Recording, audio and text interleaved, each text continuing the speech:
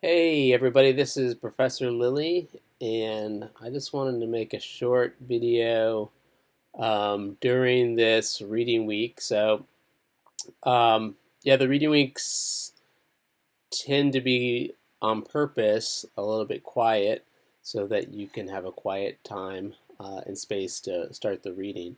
And I thought that probably what I'll do this semester is for each module, I'll do a short video during that week that I'll release in the reading week to just give you a little bit more overview about each of the readings, which ones to kind of focus on, and kind of what to try to get out of the readings and viewings. So as you, but at the same time, I'm gonna try because I was doing some preparation for this video, and I realized that I had some materials to talk about that I realized I don't want to talk about now because I don't want to preempt the presentation for next week. And for Ben and Claudia, they're presenting, and I asked them to focus on what is a common carrier, and what does it mean, and what its history is, and then what that means for the net neutrality issue, and kind of where we are with that issue today. So I didn't want to. I wanted to let them have the honor of starting that out, and then I might chime in with a little video kind of response. They have decided. So if you're the module discussion leaders, there should be two in each module who work together to make the presentation, and the discussion or the leaders can choose to do it as a live presentation, meaning they would make something like a Prezi or a PowerPoint, and we would have a live Zoom session, and that we would share one of their screens, and then they could talk over the presentation. So it'd be very similar to what you would do if we had a face-to-face class.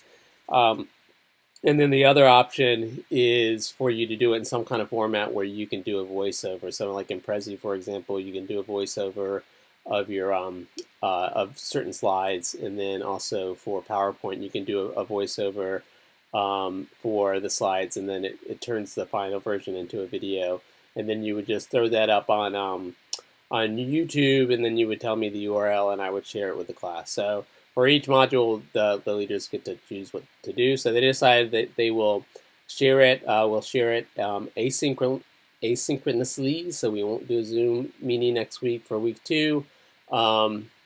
And so that'll be the discussion and presentation week. So that week they will share it, and so I will insert it here, like the YouTube embed, and then send everyone an email. And then that week they will also each start the discussion. Now I decided to put the discussion forum in week 3, and so that's the wrap-up week of each week. And that's just because the module or the discussion should take place over the course of like 8 or 9 days, and so it ends in week 3, and then that's also the week where if you're not a leader, then you submit the module 1 summary essay, which is basically where you're choosing somewhere between 1 and 3 issues that were represented in the subject matter in this module, and how you would explain to media professionals why this particular issue is so important that they need to know about. So yeah, so week 2 will be a lot more busy than this week, so I'm going to share this little video that I'm making now. Okay, so let's talk about, and just in general, for each module, I will give some specific prompts for the leaders for their presentation. So, I mean, each one of the subject matter for each one of these modules could be a graduate level class on its own, right? So it's kind of unfair and would be too broad to say, okay, just cover everything in this presentation. So I've given them some prompts, and so for each for each group, for each module, I will give some particular prompts. Now, if you are the discussion leader for a particular module and you talk with the other your partner and you come up with something that's a little bit different, then by all means communicate with me and say, hey, Professor Lilly, can we focus on this instead or this also in our presentation? And I will most likely say, yeah, that's a great idea. So here I've given them some prompts of things to focus on. Okay, so let's talk about what you're going to be reading. And again, even though this is reading week, you should be reading well into the second week. And then even the third week, you might be going back to some reading to get a quote or some kind of material that you want to discuss in the discussion forum. So we start with John Milton. And I just found this, now before previous instructors of this course had this, the actual essay itself, which is really, really long, and I got feedback from students, and they felt like it was difficult to get into. So instead, I had this lecture on YouTube about it, and then about its context, and this this is a great resource, the First Amendment Encyclopedia. It has a lot of great information. You might want to use it as a resource, and it just gives you some information on him. So, I mean, his kind of general philosophy and others who shared it about freedom, not so much freedom of speech, but so what should the any government, should it be curtailing speech? Definitely influenced the writing of the Constitution and the First Amendment, which is kind of right there in terms of later on the government deciding to establish certain laws, including influencing, deciding what the whole philosophy behind a common carrier. And as it notes here, he didn't necessarily support general freedom of press, but one was more so against censorship. And in fact, some of these arguments, I just came back and reread a couple of these, is that the idea of that there is probably some speech, or definitely some speech out there, that eventually you want as a society to censor, because it could be so damaging, but you should always wait. Sorry, my daughter just interrupted me. She's doing this is her first week of online classes. So there obviously is some speech that society might want to say, we do want this to be censored, but his argument was that you have to wait first to see what it is. And there's lots of activities, like it says here, music theater, that you would kind of put a prior restraint on it, and people would not be able to do that for fear of being arrested or whatever the fine is.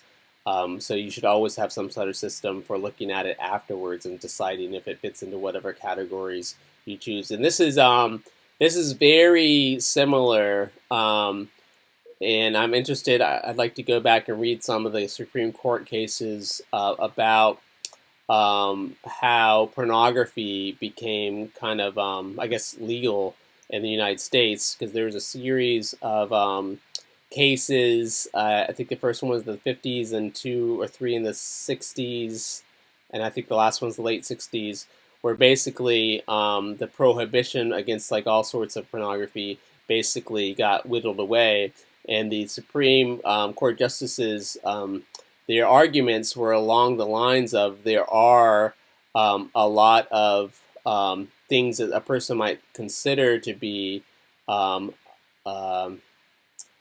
of order, or something that I personally don't want to see, but might have some sort of merit in terms of artistic merit, or political speech, or in health communication. For example, there might be certain kinds of things in textbooks that talk about procreation and sex organs and things like that, and before that, those would have been banned. Or or certain scenes that are in novels, for example, would have been banned.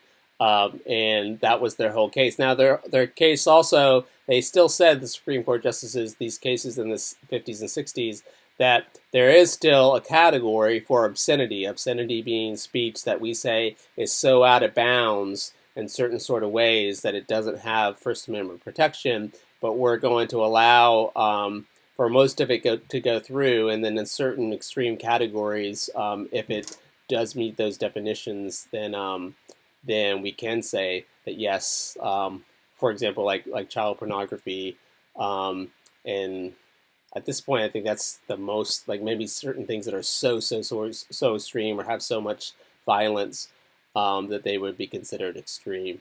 And obviously, those cases later on impacted the decisions for freedom of speech for the internet when the Supreme Court decided that the internet is more like print publication and less like broadcast in terms of the reasons why they say broadcast.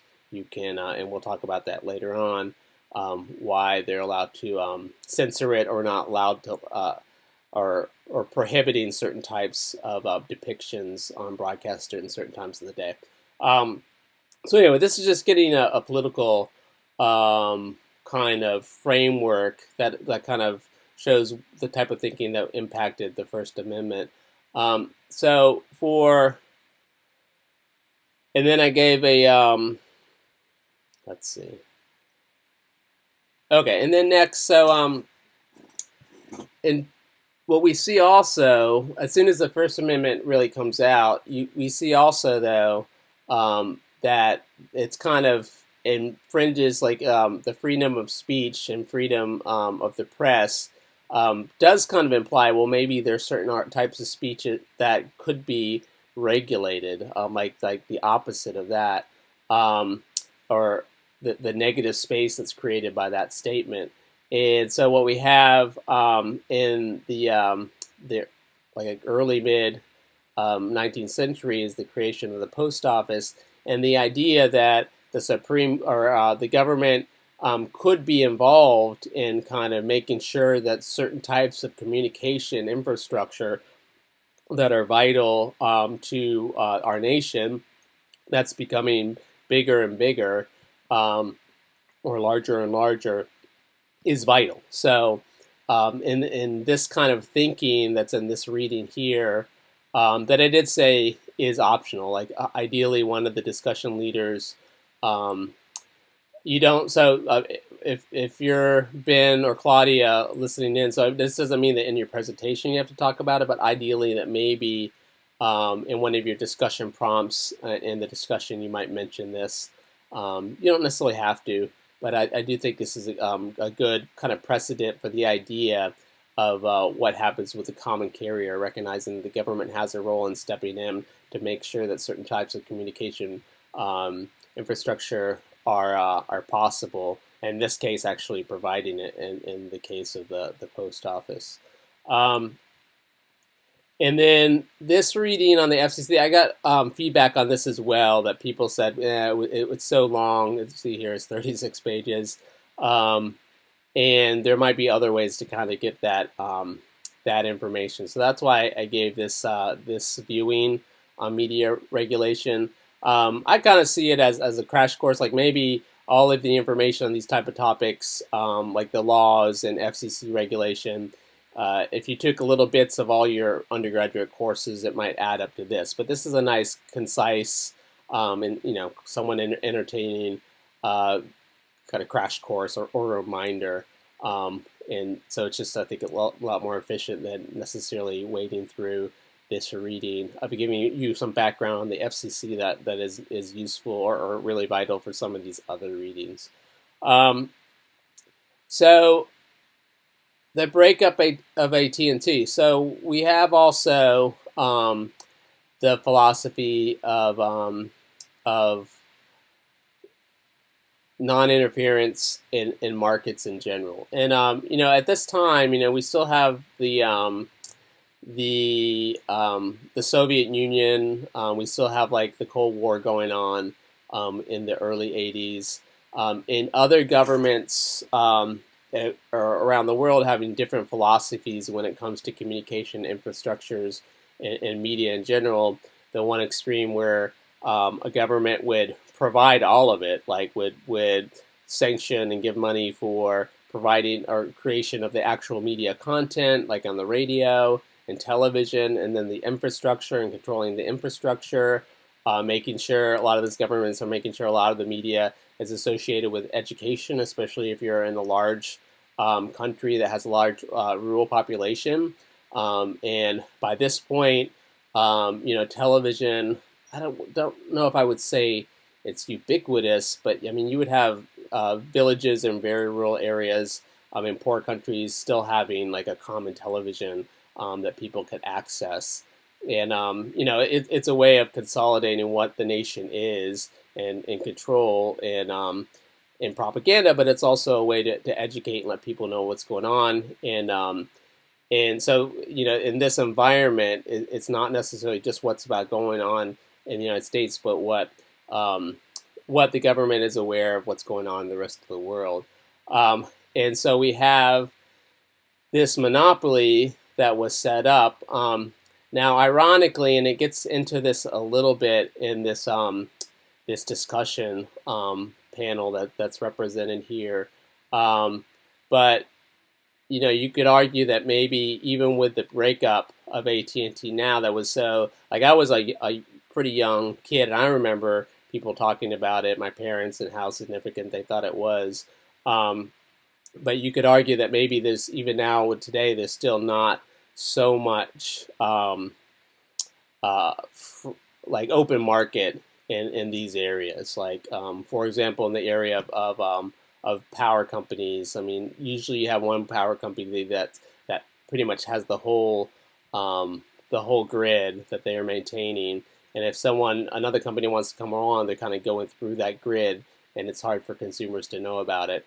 But anyway, this also kind of establishes the foundation for the idea behind what the government can do if there's no competition available in this particular area. And that comes into play, that philosophy, that idea, when we get into net neutrality issues. So next, for the computer 1, 2, and 3 decisions, I put review in here. It's a pretty long journal article, and I think it's well written. It's interesting. So it's not as dry as some of the like the court cases or summaries or things like that. So definitely get into it if you want to. But I think it's just it's useful to see also how complicated these ideas or these issues can be technologically. So the FCC trying to figure out the different roles of computers in these networks and how they might infringe on things like privacy, about if something is being served as a common carrier, if those computer-based services that are being offered by AT&T or whoever, if those type of services need to be opened up, or if they're type of service that's just helping to provide access to the network, in which in which case the common carrier is not an issue. So recognizing that computers are more and more getting involved in all sorts of different aspects of the communication infrastructure there. I've also said a little bit, or said this is optional. It goes a little bit, I think, beyond what we're trying to focus on in this particular module. But it looks about the impact of transfer and control of the internet, which started out as ARPA, and partially within the philosophy of a free market and allowing for entrepreneurs and companies to be able to offer more and more services. And there is a strong case that one of the reasons, or a main reason, why the United States is so strong in terms of internet industries and the cultural industries in general, which run on communication, media innovation, and media kind of systems in general, whether it's like a business systems, but also technologically speaking, a lot of that innovation and where we're at now came through innovation and the fact that people were able to innovate and use a system that's so wide open. And people arguing that if you have something that's controlled by the government, typically it's not going to be that wide open, or it's going to take too long to go through regulation to be able to be of use for innovation to happen quickly. So some of those issues dealt with in that reading. So my feedback also from last semester was that this was a reading that most students said this is really a central one. And it also talks about a little bit more specifically about the FCC and its history. So that's the reason why I said, which one? This one, history of the FCC, is optional. I don't want to have too much redundancy. And this really gets into the core definition, starting with the 1934 Act, and what the two different designations for media infrastructure and which one's a common carrier and how that works. So that's really central to when we get into net neutrality.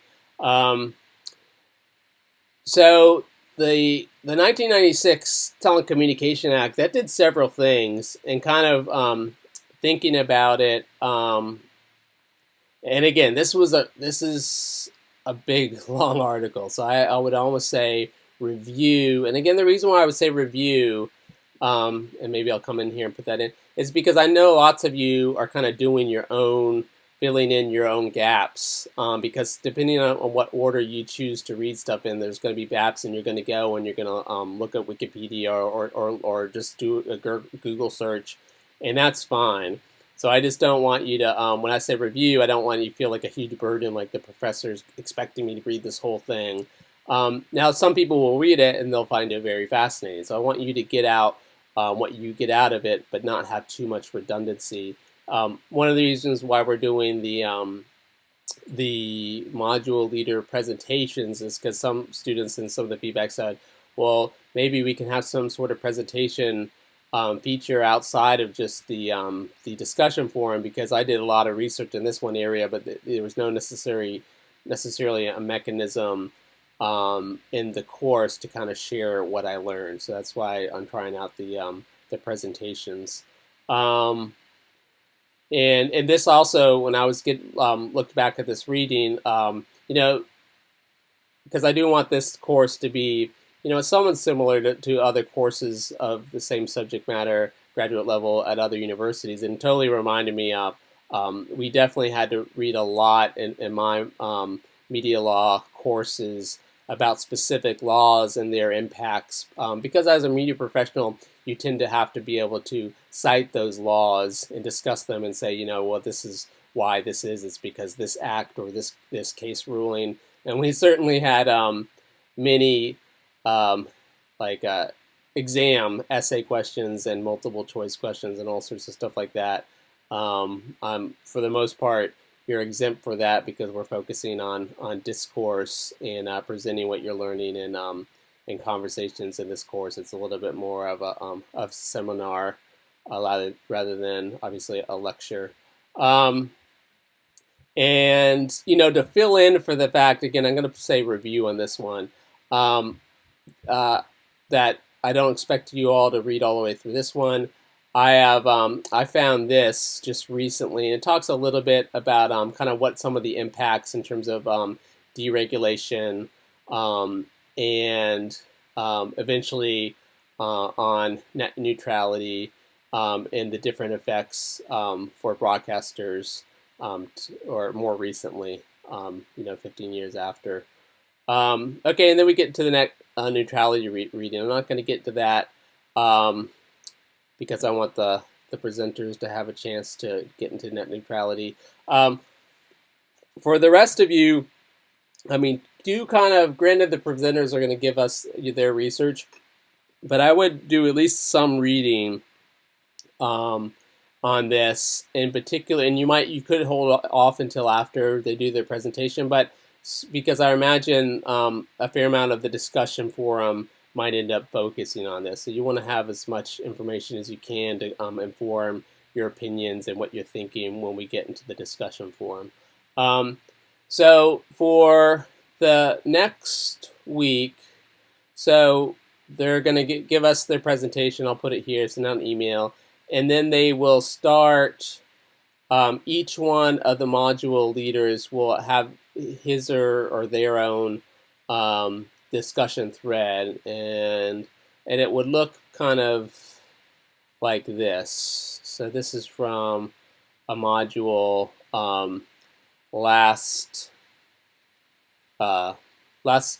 semester, and so in this one there were 3 module leaders. Okay, so each one of them would start a thread, and so if you are not a module leader, your responsibility is within the time frame of this module or this discussion to chime in with at least 2 significant replies to their discussion prompt. So in each person, each discussion leader can kind of focus on a different thing that they're really interested in. It could be one issue they really want to hone in on, or maybe 2 issues to kind of give a little bit more of a leeway for the responses. So let's see, Natalie here kind of gave some of her thought processes, and she wants to focus a little bit more on community-based broadband solutions. And urban versus rural, and there are some initiatives that the government has enacted, and I might talk about that a little bit more next week to kind of provide for that. But her main prompt is, what are the benefits of government regulation of media? What are the drawbacks? How can we find balance between the two so we can continue to thrive and foster innovation? So that's a great prompt. That's a really kind of wide open prompt. So it gives the rest of the students kind of a pretty wide latitude in terms of what they want to talk about, and then presumably Natalie, based on what a person would say, would come back and kind of respond to what they said, and people will respond to each other. So if Jacqueline comes in here and start talking about providing a role in regulating broadband access, then maybe a day later Jesse would read it and talk about his experience and start talking to each other. So that's the reason why we want to have 8 or 9 days for the discussion, because, for example, Jesse might have a huge weekend planned and can't really chime in on the weekend, right? So he wants to get his couple of his replies in early. Or maybe someone else can't really get their replies in for like 5 days, so they're really trying to chime in at the end because all of you are working professionals, have other stuff going on. So since this is kind of a asynchronous but still ongoing conversation, we need a fair number of days to kind of allow people to be able to come in and read and then respond, and then maybe go back to the reading and kind of or do a little research on Google to find some documentation. And you certainly are encouraged to put any kind of links or mention anything that you found that's not necessarily represented in the reading, and also respond to information that was provided in the presentation if it works for the discussion.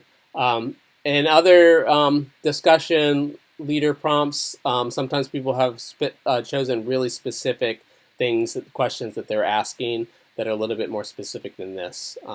So it's kind of up to you as the discussion leader to decide what kind of discussion would I want to moderate and kind of talk about, and people come back and chime in on that, and then kind of a real discussion could start flowing over the course of several days. And that's it. So I hope everyone's having a good reading week, staying healthy and engaged. And if you have any questions, just send me an email, and we will look forward to getting the presentation early next week from Claudia and Ben. And again, I'll put it here and I'll send it out via email, and then having the discussion getting started that week too. So take care and have a great week.